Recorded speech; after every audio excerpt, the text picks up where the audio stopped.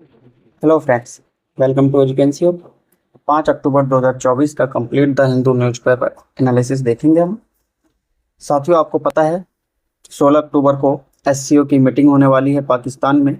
इसी के रिगार्डिंग यहाँ पर फ्रंट पेज पर सबसे पहला न्यूज़ है, हम देखेंगे इसको। हमें ध्यान रखना होगा कि इस बार एससीओ की मीटिंग में प्राइम मिनिस्टर न जाकर एस जयशंकर साहब जाएंगे, जो कि हमारे फॉरेन मिनिस्टर है। ठीक है, तो आपको इनका ध्यान रखना है। हमें समझना है कि एससीओ क्या है। तो एससीओ का गठन 2001 में हुआ था। ठीक है, इससे पहले इसे संघाई 5 के नाम से जानते थे, जो कि 1996 से चला आ रहा था, संघाई 5। इसके बाद क्या हुआ कि 2001 में जब इसके अंतर्गत एक सेंट्रल एशियन कंट्री और जुड़ गया, जिसका नाम उज्बेकिस्तान था। ठीक है, जब उज्बेकिस्तान इसमें शामिल हो गया तो इसका नाम परिवर्तित होकर हो गया एससीओ। ठीक है, तो यही एससीओ का मूल था 2001 में। इसके अंतर्गत शुरुआत में 6 देश शामिल थे, जिसमें रसिया, चाइना, कजाकिस्तान, किर्गिस्तान, ताजिकिस्तान और उज्बेकिस्तान भी शामिल हो गए। तो 4 इसमें सेंट्रल एशिया के देश है। आपको ध्यान रखना है, सेंट्रल एशिया में टोटल 5 कंट्री हैं और यहाँ पर 4 इसमें शामिल हो रहे हैं: ताजिकिस्तान, किर्गिस्तान, कजाकिस्तान और उज्बेकिस्तान। आपको कमेंट में बताना है कि एससीओ में इनमें से कौन सा सेंट्रल एशिया का ऐसा कंट्री है जो कि शामिल नहीं है। ठीक है, मध्य एशिया आपको पता होना चाहिए कहाँ पे लोकेशन है, कहाँ पे इसकी कंट्री कहाँ पर है। आप मैप में जरूर देखेंगे और मुझे बताएंगे कि एससीओ में इनमें से कौन सा सेंट्रल एशिया का एक देश शामिल नहीं है। ठीक है, तो ये तो हो गया एससीओ का गठन 2001 में। ठीक है, इसके बाद हम क्या देखेंगे कि एससीओ में भारत और पाकिस्तान कब शामिल हुए, क्योंकि हमने यहाँ पर देखा कि 6 देश टोटल शामिल हुए हैं। तो 2015 में रसिया में जब मीटिंग हुई थी एससीओ की, तो उस समय ये बात आया था कि इंडिया और पाकिस्तान को भी शामिल किया जाए। तो वहाँ पे ये प्रपोजल आया, 2016 में साइन हुआ। ठीक है, उसके बाद 2017 में कहाँ पर हुआ है ये भी आपको ध्यान रखना है, क्योंकि अक्सर एग्जाम पूछा जा सकता है कि एससीओ के किस मीटिंग में भारत और पाकिस्तान शामिल हुए थे। तो 2017 में ये मीटिंग हुई थी अष्टाना में। ठीक है, आपको ध्यान रखना है, अष्टाना जो कि कजाकिस्तान की राजधानी है। ठीक है, अष्टाना में ये मीटिंग हुई थी और यहीं पर जो है ऑफिशियली भारत और पाकिस्तान को जो है एससीओ का सदस्य बना दिया गया था। ठीक है, तो 2017 से फुल मेंबरशिप प्राप्त है भारत और पाकिस्तान। तो आपको पता है 6 पहले से थे, 2 और शामिल हो गए, तो 7 और 8 हो गए। इसके बाद लास्ट कंट्री जो 2023 में जिसको फुल मेंबरशिप मिली है वो है ईरान। ठीक है, और ईरान इन दिनों न्यूज़ में भी बना हुआ है। तो ये भी पूछा जा सकता है कि ईरान कब शामिल हुआ, क्या ईरान मेंबर है एससीओ का या नहीं है। तो आपको ध्यान रखना है एससीओ का फुल मेंबर ईरान अब बन चुका है। ठीक है, तो टोटल एससीओ के जो मेंबर कंट्री हो गई वो कितनी हो गई? 9। ठीक है, इस प्रकार से हमने एससीओ के पूरा ऑर्गेनाइजेशन को समझा है। इसका मेनली काम है इकोनॉमिक स्टेबिलिटी, सिक्योरिटी, टेररिज्म के खिलाफ लड़ाई, मतलब कॉम्बैट, उसको रोकना। इस तरीके के रीजनल स्टेबिलिटी को बना के रखना एससीओ का मेन उद्देश्य है। इसके कुछ ऑब्जर्वर कंट्री भी होती है। ठीक है, तो हमें ध्यान रखना है कि एससीओ की मीटिंग अभी पाकिस्तान में इस वर्ष होने वाली है 16 अक्टूबर के पास। ठीक है, नेक्स्ट न्यूज़ की ओर हम आगे बढ़ते हैं। साथियों, यहाँ पर हमने कल बात करी थी जो नए 5 भारतीय भाषाओं को शास्त्रीय भाषा का दर्जा मिला था, उसी के रिगार्डिंग यहाँ पर बात आई है। पॉलिटिकल न्यूज़ है, लेकिन हमें देखना है कि कौन से हैं। फिर से हम रिवाइज कर रहे हैं, दोबारा से बता रहे हैं कि पहले आप ध्यान रखेंगे बंगाली। ठीक है, को मिला है। दूसरे नंबर पे आप ध्यान रखेंगे असमी। ठीक है, असमी। और तीसरे नंबर पे आप ध्यान रखेंगे पाली। चौथे पे प्राकृत। ठीक है, और एक लैंग्वेज है मराठी। इन 5 लैंग्वेज को अब शास्त्रीय भाषा का दर्जा प्राप्त हो चुका है, कैबिनेट ने अप्रूव कर दिया है।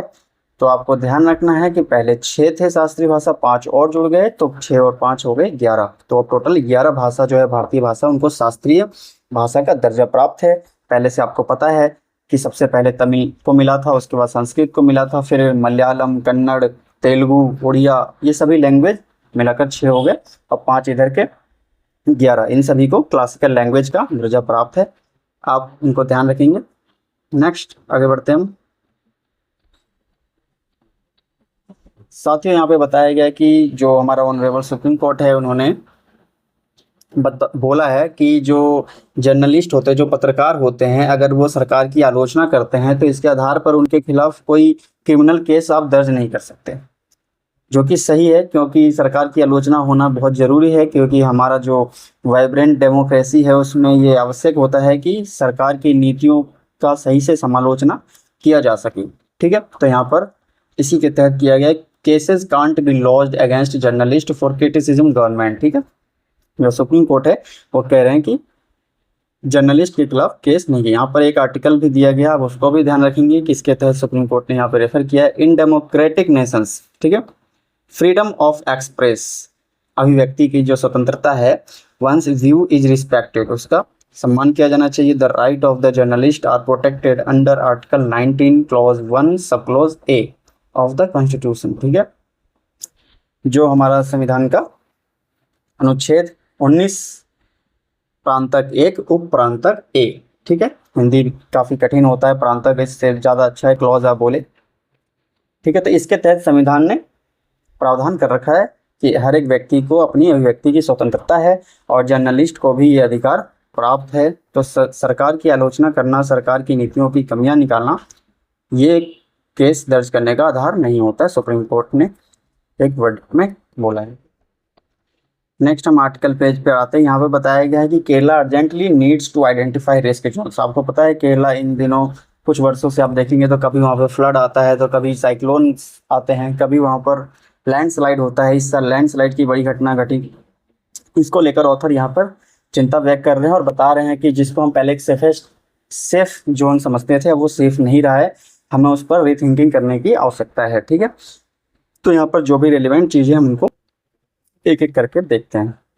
सबसे पहले बताया गया कि जो 30 जुलाई को जो घटना घटी थी, जिसमें 2 गांव मुंडक्कई और चुरालमला, ये 2 गांव थे जो कि वायनाड डिस्ट्रिक्ट है केरला की, वहाँ पर ये हिट बाई लैंडस्लाइड। ठीक है, पता है आपको, भूस्खलन आया था यहाँ पे बहुत बड़ी तबाही लेकर, जिसमें 231 से ज़्यादा पीपल जो है यहाँ पर डाइड हुए, 41 अभी भी मिसिंग है। इस प्रकार की जो कैटास्ट्रॉफिक घटना घटी है, इसने एक बार फिर से एक्सपोज कर दिया है हमारे असहाय होना प्रकृति के सामने। मतलब प्रकृति की घटनाओं के सामने हम कितना निसहाय हैं, असहाय हैं, ये दोबारा से एक्सपोज हो गया है, ऑथर ऐसा कह रहे हैं। यहाँ पे बता रहे हैं कि no longer relativity disaster free. इसका मतलब कह रहे हैं कि जो पहले माना जाता था कि केरला सेफ जोन में है, अब ऐसा नहीं है। No longer relativity disaster free नहीं है, डिजास्टर मतलब आपदा फ्री नहीं।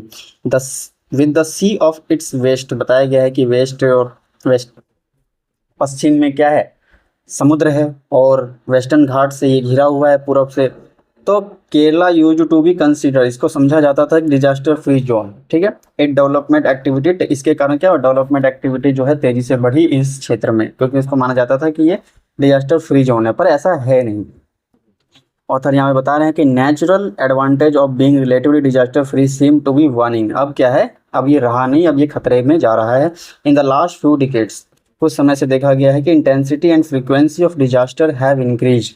ठीक है, बहुत समय से देखा जा रहा है कि जो आपदा है उसकी फ्रीक्वेंसी लगातार बढ़ती जा रही है, और ये सभी जोन जो है खतरे में आते जा रहे हैं। इसके अलावा यहाँ पे बताया गया है कि IMD जो मेट्रोलॉजिकल ऑर्गेनाइजेशन है, उसने भी बोला है कि जो केरला का फ्लड्स हुआ था 2018 में, वो फ्लड्स ऑफ द सेंचुरी था। तो इसका मतलब समझ सकते हैं, शताब्दी का बाढ़ कहा जा रहा है उसको, कि मतलब शताब्दी में एक बार बाढ़ आती तो उसको फ्लड्स ऑफ द सेंचुरी, इतनी बड़ी तबाही लेकर वो आया था। Attributed the disaster to climate change, ये दिखाया जा रहा है कि क्लाइमेट चेंज बदल रहा है, जिसके कारण आपदा बढ़ रही है, और इसका प्रभाव हमें केरला में भी देखने को मिल रहा है। इसके अलावा जो ऑथर है यहाँ बता रहे हैं कि लैंडस्लाइड इन्वेंट्री मैप नीडेड। उन्होंने बताया कि जो ये लैंडस्लाइड हो रहे हैं, इसके लिए हमें एक इन्वेंट्री मैप बनाना पड़ेगा, उसकी बहुत सख्त आवश्यकता है। यहाँ पर हम देख सकते हैं, we need a landslide inventory map of each region area. प्रत्येक क्षेत्र का हमें क्या करना होगा, एक इन्वेंट्री मैप बनाना होगा, जहाँ पे घुसना उसमें क्या क्या देखना होगा। To finalise zone susceptible landslides, we can prepare a landslide susceptibility map factoring in the geological setup. इसमें हमें ये जियोलॉजिकल सेटअप की सारी चीज़ देखनी होगी, lithology, structure and tectonics, rock composition, मतलब जितनी भी चीज़ें जियोलॉजिकल होती है उनको हमें अध्ययन करना होगा, उनको देखना होगा। सॉइल कैरेक्टर क्या है, हाइड्रोलॉजिकल पैरामीटर क्या है, ड्रेनेज इन्फिल्ट्रेशन क्या है, वेजिटेशन कवर कितना है, ह्यूमन एक्टिविटीज़ कैसे है, माइनिंग क्या है, ये सबको मिलाकर हमें एक अध्ययन करना पड़ेगा। उसके बाद हमें ऐसा मैप तैयार करना पड़ेगा जिसके आधार पर तय हो पाए कि ये लैंडस्लाइड कौन एरिया है, ठीक है। और उससे क्या होगा कि हम सही तरीके से अपनी वार्निंग को अलर्ट कर पाएंगे। जैसे देख सकते, ensure that timely warning of landslide are provided, जिससे क्या होगा, बहुत सारी जिंदगियां बचाई जा सकेंगी, क्योंकि हम पहले से ही इंश्योर कर पाएंगे कि अब खतरा बढ़ रहा है या फिर यहाँ पर लैंडस्लाइड भूस्खलन जो है प्रॉन एरिया है, ठीक है। इसमें बताया गया कि the state and trend local self help group can do this together, जो राज्य है और साथ में जो ट्रेंड है, स्किल्ड शिक्षित लोग हैं, लोकल सेल्फ हेल्प ग्रुप के, एसएचजी ग्रुप के, वो साथ में मिलकर ये कार्य कर सकते हैं। बताया गया कि due to rapid warming of the Arabian Sea, अरब सागर जो तेजी से गर्म हो रहा है, इसके कारण कौन कौन से खतरे बढ़ रहे हैं, जैसे एक्सट्रीम वेदर हो रहे हैं, फिर क्लाइमेट इवेंट्स देखी जा रही है, जैसे फ्लड्स आ रहा है, हीट वेव्स आ रहा है, साइक्लोन्स आ रहा है, ये सब क्या कर रहे हैं, खतरा दिन पर दिन बढ़ाते जा रहे हैं केरला के लिए, ठीक है। एक और एग्जांपल दिया है कि जो 2017 में साइक्लोन ऑक्खी आया था, उसने स्टेट को हिट किया था बुरी तरह। Most severe cyclonic storm affect Kerala in recent memory, ठीक है। तो आप ध्यान रख सकते हैं कि साइक्लोन का भी जो प्रभाव है वो केरला पर बढ़ते जा रहा है।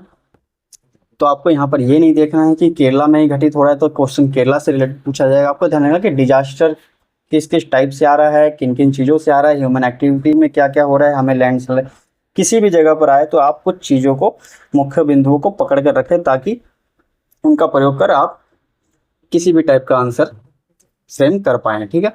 आगे हम देखेंगे इसमें सेंडाई फ्रेमवर्क के बारे में, जिसको आप कहीं पे भी रेफर कर सकते हैं अपने आंसर राइटिंग के दौरान। यहाँ पर देख सकते हैं लिखा हुआ है कि there is a need for a paradigm shift in disaster management practices which are mostly reactive, top down and revolve around rescue, relief, rehabilitation. बताया गया कि हमें डिजास्टर मैनेजमेंट की जो प्रथाएं थी उससे शिफ्ट होना पड़ेगा। जैसे पहले क्या थी कि वो टॉप से डाउन होती थी, मतलब ऊपर से नीचे की ओर चलती थी, जिसमें मेनली क्या होता था कि कोई घटना घट जाती थी तो फिर उसके बाद रेस्क्यू करते थे, रिलीफ बचाव कार्य करते थे, फिर उसके बाद पुनर्वास का कार्य करते थे। तो ये हम इस अप्रोच को छोड़ के हमें ग्लोबली जो एक्सेप्ट किया जा रहा है उस अप्रोच की ओर हमें दृष्टिकोण विकसित करना पड़ेगा, ठीक है। देखिए यहाँ पर आप देख सकते हैं ग्लोबली मोर प्रोएक्टिव होकर कार्य कर रहे हैं, जिसमें व्यापक अप्रोच को रखा जाता है इन सब पहलुओं को एड्रेस करने के लिए, जिसमें प्रिपेयर्डनेस, पहले से तैयारी, रेजिलियंस बनाना, रिस्क रिडक्शन मतलब जोखिम खतरों को कम करना, mitigation, reconstruction, recovery, response, relief, ठीक है। इन सब मुद्दों पर पहले से ही प्रोएक्टिव होकर कार्य करने की ज़रूरत है। इसके अलावा आप देख सकते हैं जो सेंडाई फ्रेमवर्क, हमने बताया कि सेंडाई फ्रेमवर्क पर भी बात किया गया है। सेंडाई फ्रेमवर्क क्या है आपको ध्यान रखना है, डिजास्टर रिस्क रिडक्शन से रिलेटेड यूनाइटेड नेशन का एक वर्ल्ड लेवल पर समिट हुआ था। कब हुआ था ये? 2015 में हुआ था, ठीक है। 2015 में ये वर्ल्ड लेवल पे समिट हुआ था, यूनाइटेड नेशन का वर्ल्ड कह सकते हैं समिट था, जिसमें कि डिजास्टर रिस्क रिडक्शन की ही बात की गई थी। ये आपदा जोखिम को कैसे कम किया जाना है, इसी को लेकर सेंडाई एक स्थान है जो कि जापान में है, उस शहर का नाम ही है सेंडाई। तो वहाँ पर ही ये निर्धारित हुआ था कि डिजास्टर को कम करने के लिए क्या क्या रिस्क रिडक्शन को अपनाना है। और इसमें जो कुछ नीतियाँ बनाई गई थी उसमें 7 मतलब प्रमुख लक्ष्य जो थे इसके 7 थे और 4 जो थे वो प्रायोरिटी सेक्टर थे, ठीक है।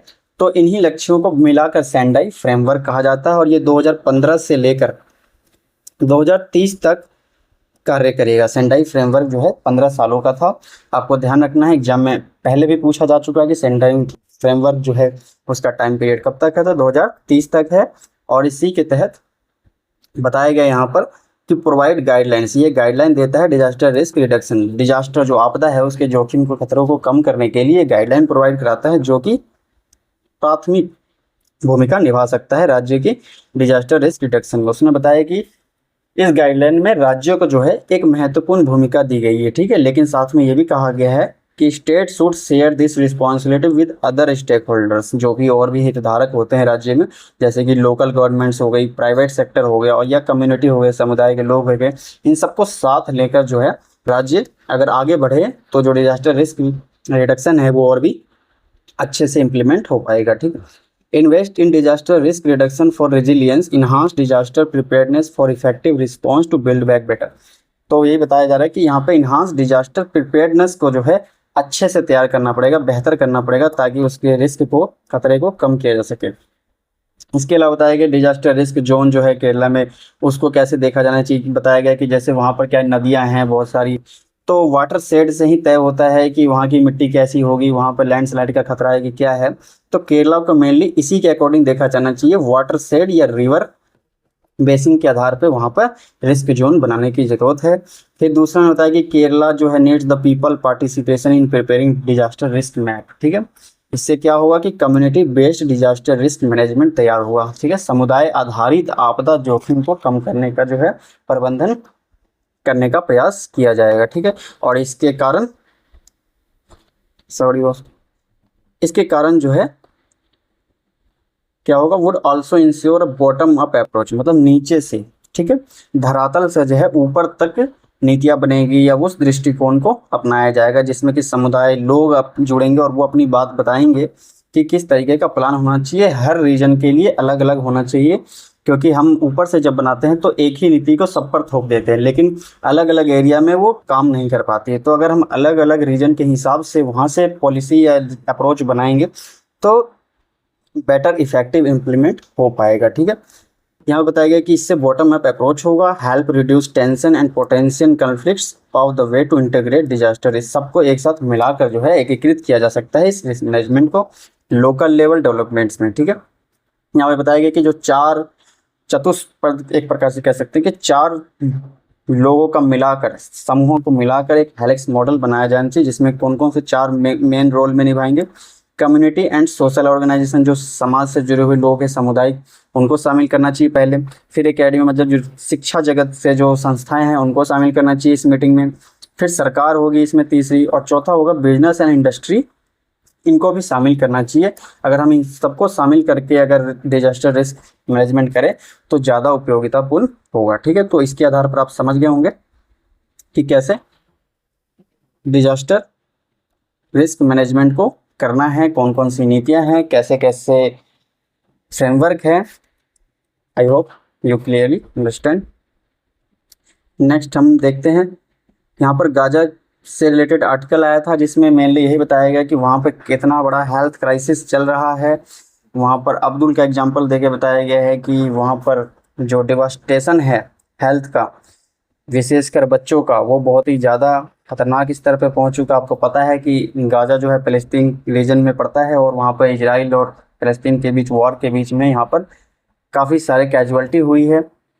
तो यहाँ पर ह्यूमैनिटेरियन एंगल से बताया गया है कि ये बिल्कुल ठीक नहीं है और पूरे इंटरनेशनल कम्युनिटी को मिलकर यहाँ पर युद्ध को रुकवा कर इनके हेल्थ के लिए काम करने की आवश्यकता है। इसके अलावा जो हम एक और आर्टिकल देखते हैं यहाँ पर, कास्ट इन जेल। इसको हमने सबसे पहले कल के ही वीडियो में फ्रंट पेज की न्यूज पर ही अच्छे से कवर किया था और वहाँ पर मैंने बताया था आपको कि जो जेलों में जाति आधारित जो भेदभाव हो रहा है उसको लेकर सुप्रीम कोर्ट ने प्रतिबंध लगाया है और 3 महीने के अंदर बोला है कि जो जेलों के मैनुअल्स जो होते हैं, रजिस्टर होते हैं, उनको चेंज किया जाए और उसके परिवर्तित कर ठीक तरीके से बनाया जाए जिसमें कास्ट का कोई उल्लेख ना हो।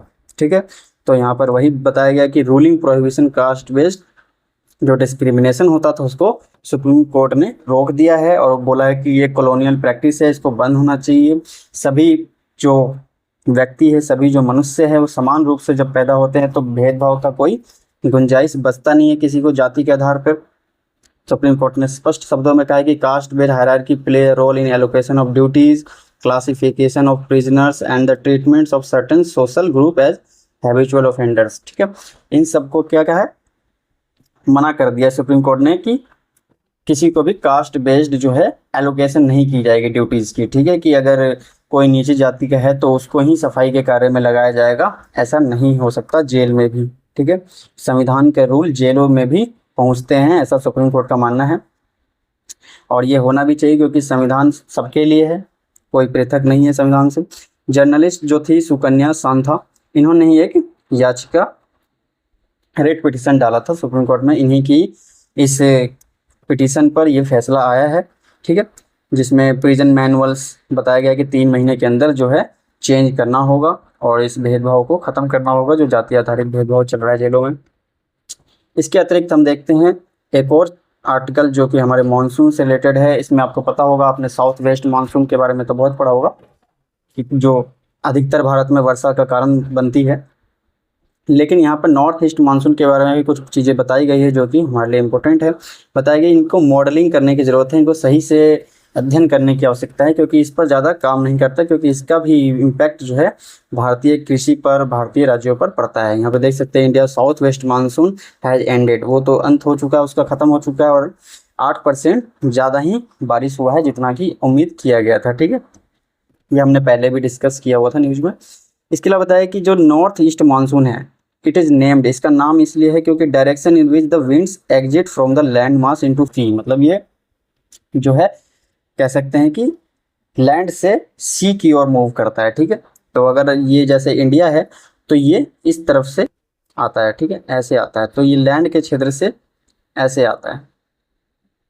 ठीक है, तो यहाँ पर ये इंडिया का रीजन हो जाएगा, और यहाँ से जब ये नीचे की ओर आएगा तो ये उत्तर में पूर्व के रीजन से आ रहा है, इसलिए इसको उत्तर पूर्व की पवने भी कह सकते हैं, मानसून भी कह सकते हैं। ठीक है, और यहाँ से जब ये आएगा तो हिट करेगा इस सारे स्टेट्स को। ठीक है, तो यहाँ पे जो कृषि होगी, एग्रीकल्चर होगा फर्स्ट, तो उनके लिए ये महत्वपूर्ण होगा। ठीक है, तो यहाँ पे नॉर्थ ईस्ट जो मानसून है उसको आपको समझ आना चाहिए, और जो साउथ वेस्ट होता है वो, जैसे अगर ये इंडिया है तो साउथ से आता है और ये वेस्ट साइड से आ रहा है। ठीक है, यहाँ से जो मानसून आता है वो साउथ वेस्ट मानसून हो जाता है, जो इस साइड से आएगा वो साउथ ईस्ट हो जाएगा। ठीक है, तो आप डायरेक्शन के बेस पे मानसून कोनों का अंदाज़ा लगा सकते हैं कि कौन सी मानसून है यहाँ पर। तो यही बताया गया कि इस मानसून का जो है withdrawal of the south west monsoon, अब ये जा रहा है मई अक्टूबर तक, कुछ अभी भी कुछ हिस्सों में रह रहा है भारत के।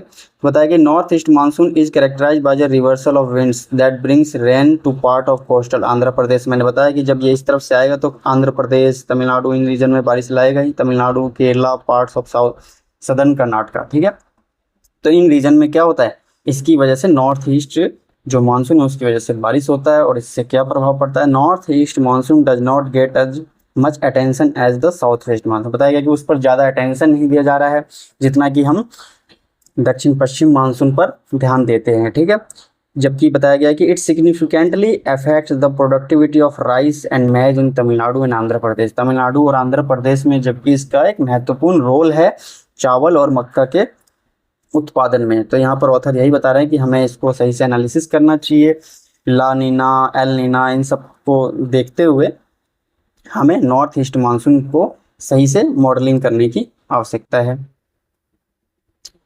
इसके अलावा नेक्स्ट हम आगे बढ़ते हैं।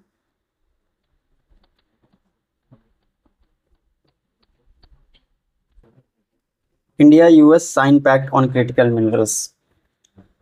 क्रिटिकल मिनरल्स आपको पता होगा, जो ऐसे मिनरल्स होते हैं जो कि बहुत ही महत्वपूर्ण होते हैं हमारे देश की नेशनल सिक्योरिटी के लिए, हमारी जो इलेक्ट्रॉनिक्स चीज़ें हैं, सामान है, या फिर टेक्नोलॉजी के क्षेत्र में जिसका बहुतायत प्रयोग होता है, डिमांड इनकी बहुत ज़्यादा होती है, तो ये क्रिटिकल मिनरल्स होते हैं। जैसे कोबाल्ट हो गया, ठीक है, लिथियम हो गया, जिससे कि आपको पता है इलेक्ट्रिक व्हीकल हो गए या बहुत सारे इलेक्ट्रॉनिक डिवाइस में लिथियम का प्रयोग होता है।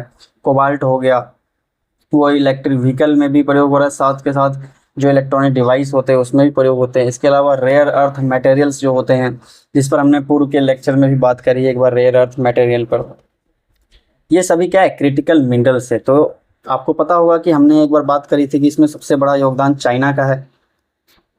तो अब यही बात आ रही है कि चाइना पे पूरी तरह से फुली डिपेंडेंट रहने के कारण क्या होता है कि सप्लाई चेन जो है बहुत सीमित रहता है। तो इसी पर इंडिया और यूएस ने एक साइन प्रैक्टिस किया है, एमओयू किया है, ठीक है, मेमोरेंडम ऑफ अंडरस्टैंडिंग, जिसमें कि ये जो है क्रिटिकल मिनरल्स, इसको लेकर डाइवर्सिफाई करने का प्रयास किया गया है सप्लाई चेन्स को। ठीक है, diversify critical mineral supply chains, जिसमें क्या होगा कि इंडिया और यूएस भी मिलकर क्रिटिकल जो मिनरल्स है उसके सप्लाई चेन में अपना योगदान देंगे। ठीक है, एक तो ये न्यूज़ हो गया। दूसरा है weeds cause losses worth 92,000 crore. मतलब बताया कि जो खरपतवार होते हैं, वीड्स होते हैं, जो फसलों के मेन मुख्य फसलों के बीच में जो घास उत्पन्न हो जाती है, जो वीड्स होते हैं, उसके कारण क्या होता है कि देश को 92,000 कह सकते हैं करोड़ 92,000 करोड़ का हर साल जो है नुकसान होता है इन खरपतवार के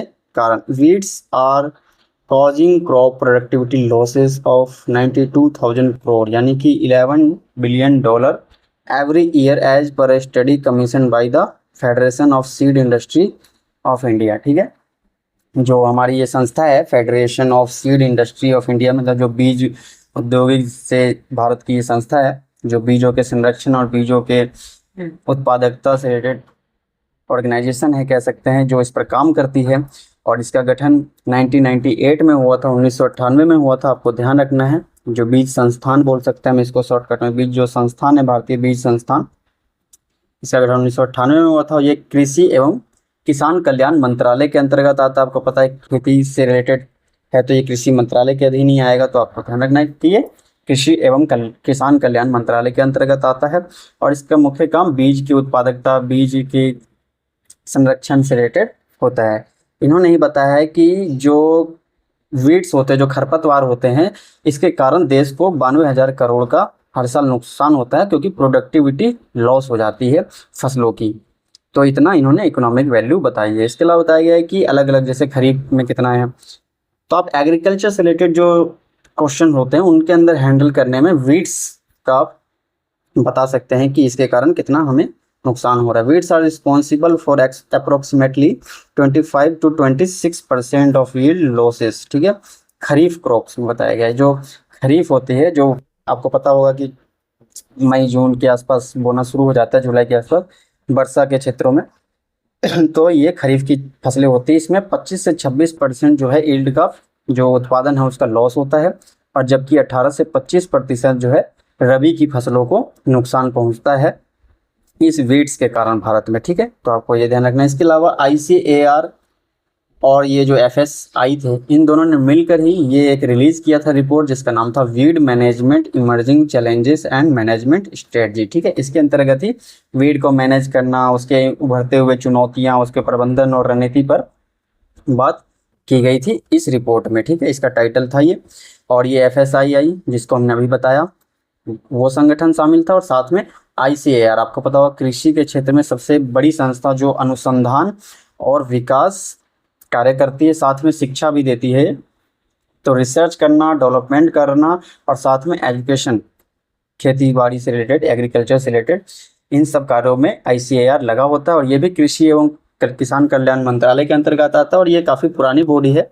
ये 1929 के समय ही इसका गठन हो गया था। ठीक है, तो आप इन दोनों ही बॉडी का ध्यान रखेंगे, अक्सर इनसे रिलेटेड सवाल आते रहे हैं। एक फ्रेंच सिनेमा जगत के एक्टर थे मिशेल ब्लांक, जिनका हाल ही में देहांत हो गया है, तो आप इनको ध्यान रखेंगे। एक्टर मिशेल ब्लांक, ठीक है, जो कि फ्रेंच सिनेमा से जुड़े हुए थे, इनका हाल ही में देहांत हो गया। तो अक्सर जो पर्सनैलिटी न्यूज़ में होती है उनसे रिलेटेड सवाल पूछ लिए जाते हैं। आप यहाँ पर देख सकते हैं ईरान के जो सुप्रीम लीडर है अयातुल्ला अली खामनेई। ठीक है, इनका नाम ध्यान रखेंगे, अयातुल्ला अली खामनेई। ये रिलीजियस लीडर भी है और ईरान के सुप्रीम लीडर है। ठीक है, इन्होंने अभी फ्राइडे को जो जुम्मा की नमाज होती है उसमें आकर इन्होंने पूरे जो भी इस्लामिक वर्ल्ड है उनसे ये बात कही है कि हम इजराइल के खिलाफ सख्ती से लड़ेंगे और डटे रहेंगे, और सभी को एकजुट होकर वार में शामिल होना चाहिए इजराइल के खिलाफ, जो कि ह्यूमैनिटेरियन जो क्राइसिस है उसको संकट में लाने के कारण। तो आपको इनका नाम ध्यान रखना हो कि अयातुल्ला अली खामनेई। ठीक है, इन्होंने अभी, क्योंकि ये अक्सर नहीं आते थे, पर कल इन्होंने स्पेशली जो ईरान के लीडर है तो काफ़ी समय बाद आकर इन्होंने स्पीच दिया है, तो ये इम्पोर्टेंट हो जाते हैं। और इन्होंने जो इजराइल और फ़लस्तीन वॉर चल रहा है इस पर इन्होंने अपनी बात रखी है, और एक कह सकते हैं कि आह्वान भी किया है। ठीक है,